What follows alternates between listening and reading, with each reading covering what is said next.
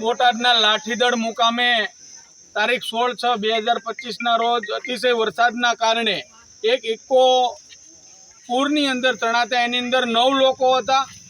9ની અંદર ગ્રામજનોની મદદથી 4 લોકોને 2 મૃતદેહ અને 2 જીવિતને કાઢ્યા।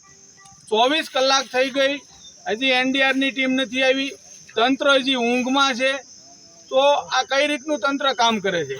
જ્યારે પણ કોઈ રાજકીય કાર્યક્રમ હોય ત્યારે એને મુખ્યમંત્રી કે અનેક નેતાઓને ફરવા માટે હેલિકોપ્ટર આવી જાય, મોટી મોટી ગાડી આવી જાય, જ્યારે આ સામાન્ય પ્રજા ટેક્સ ભરે છે અને તમામ પ્રકારની જવાબદારી સરકાર અને અધિકારીની હોય છે, ત્યારે આ 24 કલાક થવા છતાં હજી 5 વ્યક્તિના કોઈ લાપતો નથી, કોઈ ટીમ પણ આવી નથી।